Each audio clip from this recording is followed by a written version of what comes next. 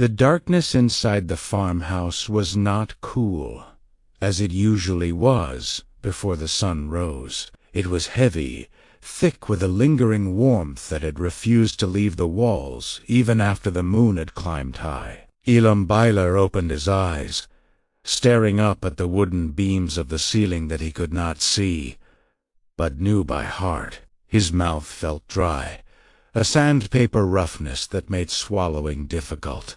Beside him, his wife Sarah breathed rhythmically, but her sleep was restless. He could hear the slight rustle of the quilt as she shifted, seeking a cool spot on the mattress that simply did not exist. The summer of '99 had brought a heat to Holmes County that the elders said they had not seen since the '30s. Elam swung his legs over the side of the bed, his bare feet touching the wide-planked floorboards tay-weary warm. Even the wood remembered the sun from yesterday. He reached out in the pitch blackness and found the box of wooden matches on the bedside table. The strike was a sudden, sharp sound in the absolute silence of the room. The flame flared up, blue and then yellow, illuminating his calloused hands. He lifted the glass chimney of the kerosene lamp and touched the fire to the wick. The light bloomed, casting long, dancing shadows against the white plaster walls. It was 4 a.m, the time of the milking, the time of the beginning, the time when the Amish world woke while the English world slept. He dressed in silence. His trousers, suspended by suspenders, felt stiff with the dust of the previous day's labor. He buttoned his shirt, the fabric worn thin at the elbows, a testament to years of honest work. There was no mirror in the room, and he needed none. He knew who he was. He was Elam Beiler, a son of the soil, a servant of the Lord. Walking through the hallway, the floorboards creaked under his weight. He paused at the door of the children's room. 3 small forms lay in their beds. Little Levy, only 6, had kicked off his sheets entirely. Elam stepped softly into the room and gently pulled the sheet back over the boy's legs, though he knew the heat would likely cause him to kick it off again. Downstairs, the kitchen was silent. There was no hum of a refrigerator, no blinking lights of a microwave, no electronic pulse that defined the homes of the English neighbors down the road. There was only the smell of old wood, of dried herbs hanging from the rafters, and lately the smell of dust that seemed to seep through the very window frames. Elam went to the sink and pumped the handle. It squeaked, a high-pitched protest of metal against metal. It pumped once, twice, 3 times before a thin, sputtered stream of water coughed out into his tin cup. He stared at the water. It was slightly cloudy. The cistern was getting low. A knot of anxiety tightened in his stomach, a physical pain that was becoming familiar. He drank the water, savoring every drop, forcing himself not to take more than his share. He grabbed his straw hat from the peg by the door and stepped out onto the porch. The air outside was not fresh. It was stagnant, smelling of dry grass and scorched earth. The crickets were loud, a deafening chorus that seemed to scream for rain. Walking toward the barn, Elam looked up at the sky. It was a deep bruised purple, slowly turning to gray in the east. There were no clouds, not even a wisp of white to suggest hope. He felt a heaviness pressed down on his shoulders that had nothing to do with fatigue and everything to do with fear. How long could they last? The barn smelled of hay and manure and the warm, living scent of cows. As he slid the heavy wooden door open, the sound of hoofs shifting on straw greeted him. "Morgen, Bessie." "Morgen, Ruth," he whispered. The animals knew his voice. They were restless, sensing the stress in the air, sensing the lack of green grass in the pasture. He grabbed the metal milking pail and a small three-legged stool. Sitting beside Bessie, he rested his forehead against her warm flank. She was thinner than she should be. The pasture grass had turned brown and brittle weeks ago, and he was already dipping into the winter hay reserves. It was a dangerous gamble, borrowing from the future to survive the present. The rhythmic T-S-H-H-H-H, T-S-H-H-H, T-S-H-H-H, ish of the milk hitting the metal pail began. It was a sound that usually brought him peace, a meditative rhythm that allowed him to pray. But today, the prayer stuck in his throat. "Lord," he whispered, his voice barely audible over the milking, "we need rain. The earth is hard as iron. The corn is dying. We need your mercy." He waited for a feeling of assurance, for that warm wash of the spirit that usually comforted him. But there was only the sound of the milk and the heavy breathing of the cow. The silence of God was louder than the crickets. Elam finished the milking, the yield lower than yesterday. He poured the milk into the heavy metal cans, his muscles straining. Carrying the cans to the cooling shed, he saw the sun beginning to crest over the horizon. It was a beautiful sunrise, a blazing ball of orange fire. But to a farmer in a drought, a beautiful sunrise without clouds is a threat.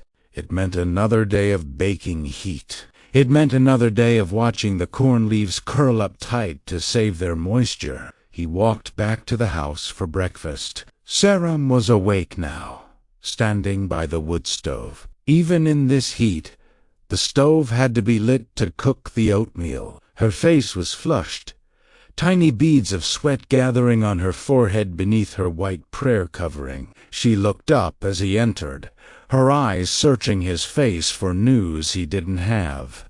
"The milk is down again," Elam said quietly, washing his hands at the basin. Sarah nodded, turning back to the stove to stir the oats. "It is to be expected," she said, her voice calm, though Elam could hear the strain in it. "The heat takes the energy from them, just as it does from us." She spooned the oatmeal into bowls. They sat at the long wooden table. The children came down, their faces sleepy, their hair tousled. They sat silently, bowing their heads. Elam led the silent prayer. Usually, this silence was a time of gratitude. Today, it felt like a collective holding of breath. They ate quickly. There was much work to do, and the sun waited for no man.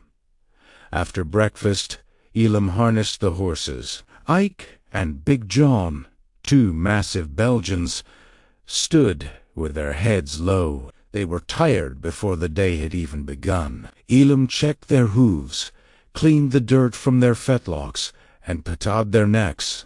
"Come on, boys," he said softly. "We have to cultivate the south field. Maybe if we break the crust, the soil can breathe." The journey to the fields was a dusty one. The buggy wheels kicked up clouds of fine, brown powder that coated Elam's black trousers and beard. As they crested the hill, he looked out over his land. It should have been a sea of deep emerald green. Instead, it was a patchwork of pale yellows and sickly greens. The corn stalks were short, barely waist-high when they should have been at his shoulder. He hooked the horses to the cultivator. The metal blades shone in the sun. He gripped the reins and clicked his tongue. Gidea. The horses leaned into the harness, their muscles bunching. The cultivator bit into the earth, but the ground was hard. It didn't slice smoothly. It tore and chunked, turning up dry clods that crumbled into dust. Hour after hour, Elam walked behind the horses. The sun rose higher, becoming a physical weight on his back. The sweat ran down his spine, soaking his shirt. His hat offered some shade, but the heat radiated up from the ground, baking him from both sides. He watched the dirt turn, looking for any sign of moisture. There was none. It was dry all the way down. At noon, the church bell from the schoolhouse rang, signaling lunch. Elam unhitched the horses and led them to the water trough at the edge of the field. He pumped the handle. The water came out slow. He let the horses drink first. They drank greedily, sucking the water down. Elam watched the water level in the trough drop, counting the gallons in his head. He sat under the shade of a lone oak tree to eat his lunch, a sandwich of homemade bread and apple butter. He chewed slowly, looking at the English farm across the valley. It was a stark contrast. The English farmer, Mr. Milano relation, had installed a massive irrigation system. Giant metal sprinklers on wheels moved across his fields, spraying great arcs of water into the air. The water caught the sunlight, creating rainbows. Elam watched the water falling on the English corn, which was tall, green, and lush. A pang of envy, sharp and bitter, pierced his heart. It was a sin, he knew. To salt not covet. But it was hard not to covet water when your own livelihood was turning to dust before your eyes. He closed his eyes and turned his head away. "The Lord provides," he muttered to himself. "The Lord provides." But a whisper in the back of his mind asked, "Does he? Or does he provide for those who have the electric pumps to take it?" Elam shook the thought away, terrified of where it might lead. Doubt was the first step away from the path. The afternoon wore on, a blur of heat and repetitive motion. By the time the sun began to dip low, Elam was exhausted in a way that sleep could not fix. He unhitched the horses and led them back to the barn. As he walked, he saw a black buggy coming up the driveway. It was Bishop Stoltzfus. Elam suppressed a sigh. A visit from the bishop could mean many things, but rarely was it just for a chat. He tied the horses and walked to meet the older man. Bishop Stoltzfus was a giant of a man, with a beard that reached his chest, white as snow. He climbed down from his buggy with a groaning of springs.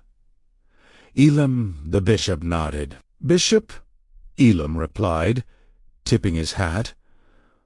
"Hot day." "A testing day," the bishop corrected gently.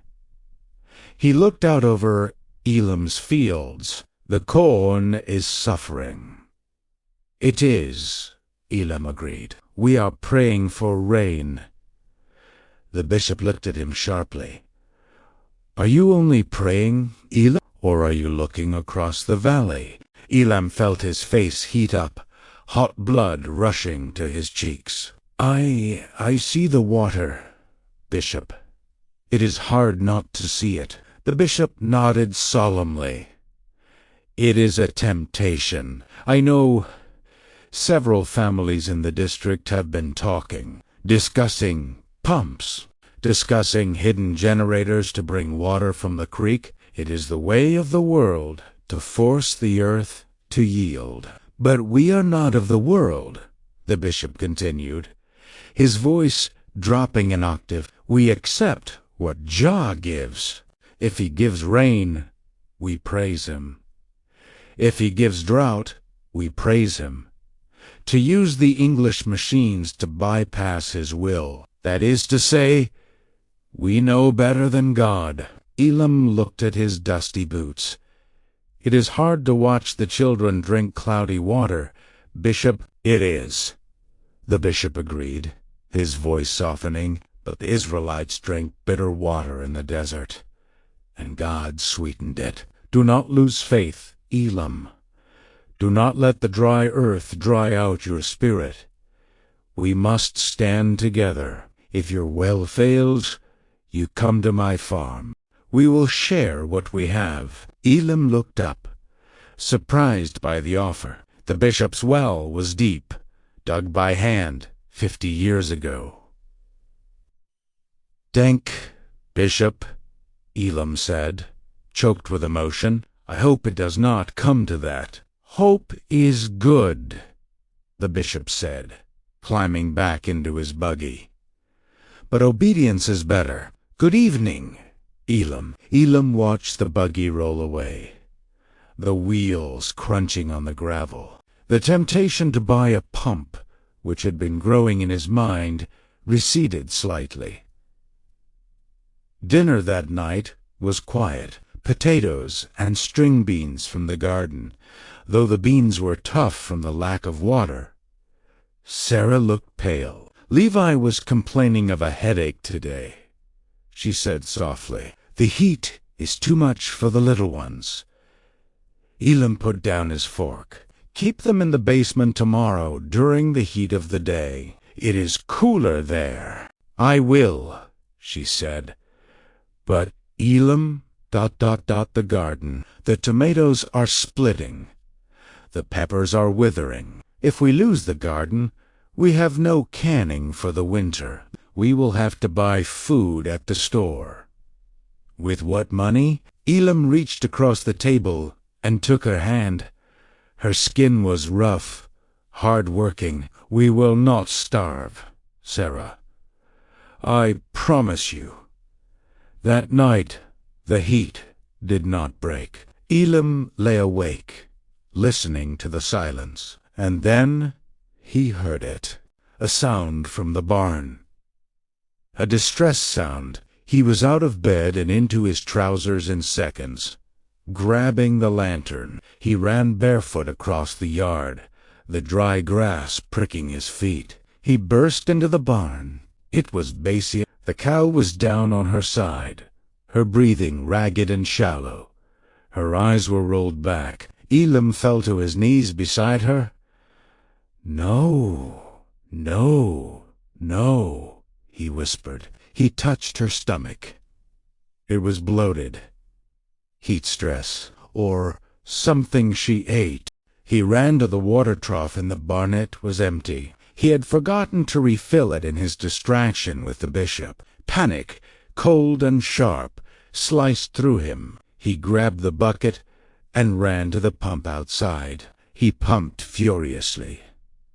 Nothing. Just a hollow gurgle. He pumped harder, the metal clanging in the night. Finally, a trickle of brown sludge. The cistern was dry. The mud at the bottom was all that was left. He had pushed it too far. He dropped the bucket. He ran back to the barn, but he knew it was too late. He sat beside the cow, stroking her neck as her breathing slowed, then stopped. A silence deeper than the night settled over the barn. He had lost a cow, a source of milk, of income, of life, and it was his fault, his lack of water. Elam put his head in his hands and wept. He didn't cry. Often men of his community were taught to be stoic, but the tears came now, hot and angry. He cried for the cow, for the corn, for the fear in Sarah's eyes, for the empty sin. He cried because he felt abandoned by the God he had served so faithfully. "Why?" he whispered into the darkness. "Why do you burn us?" He sat there for a long time, until the lantern flickered and died, leaving him in total darkness. In the dark, the smell of the dead animal mixed with the smell of the dry hay. He felt small. He felt foolish for thinking he could survive this on his own. He realized the bishop was right, but not in the way the bishop meant. He couldn't force the earth, but he also couldn't do it alone. As the first gray light of dawn touched the barn window, Elam stood up, his knees cracked. He walked back to the house, his face grim. Sarah was in the kitchen, lighting the stove. She turned and saw his face, saw the red eyes and the set jaw. "Elam?"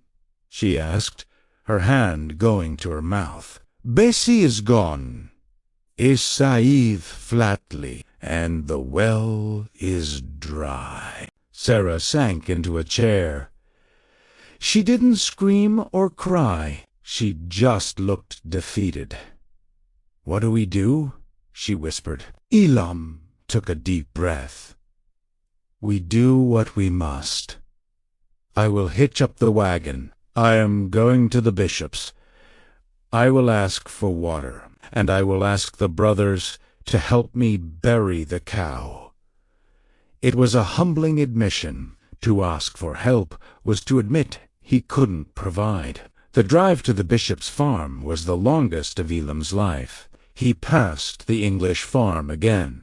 The sprinklers were off now, the fields glistening with moisture. He looked at them, but this time felt no envy. He felt only pity.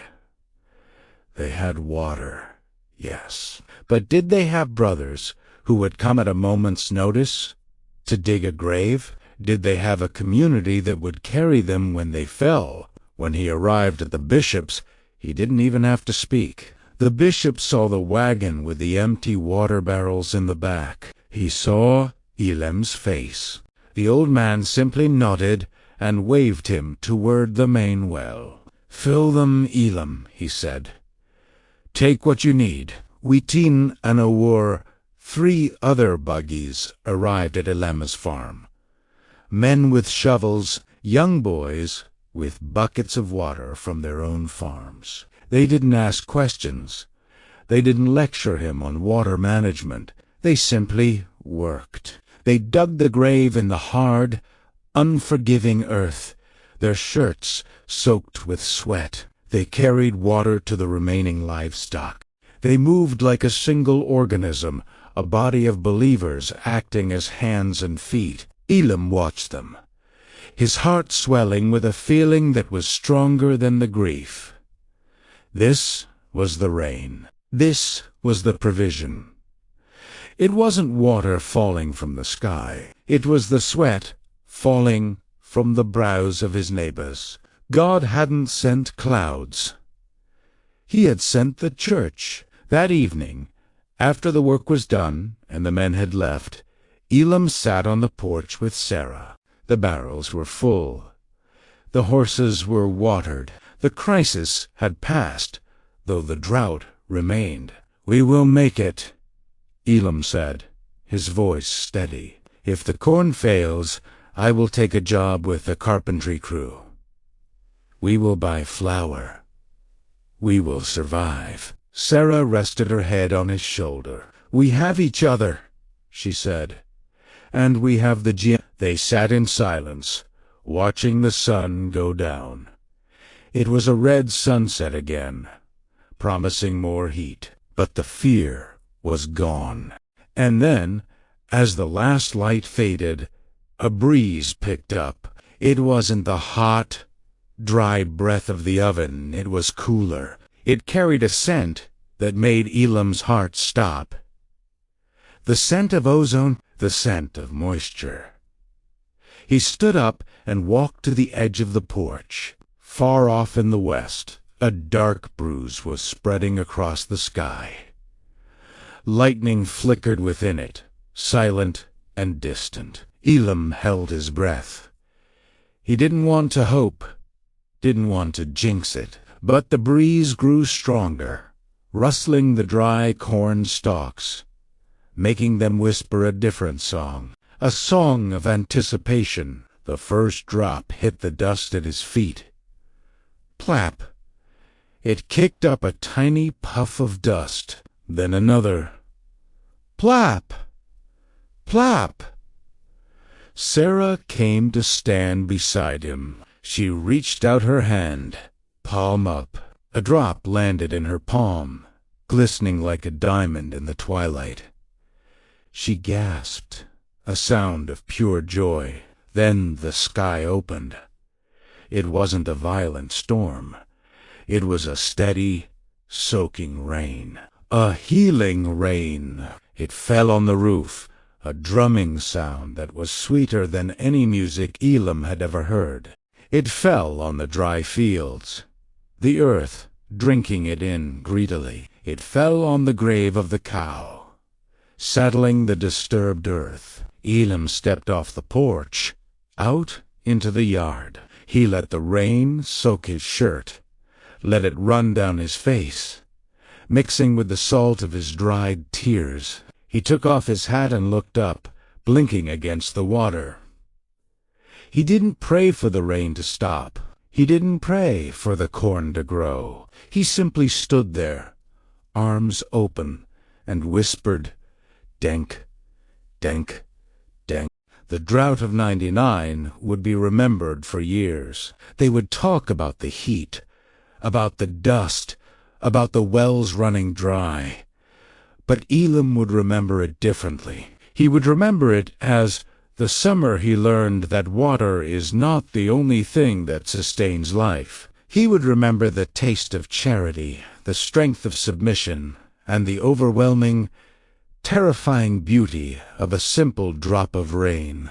The modern world, with its pumps and pipes, could force the water from the ground. But only the plain life, with its patience and its pain, could teach a man to truly appreciate the gift when it finally fell from the heavens. Elam turned back to the house, where the warm yellow glow of the lantern waited in the window, signaling home, signaling safety, signaling peace.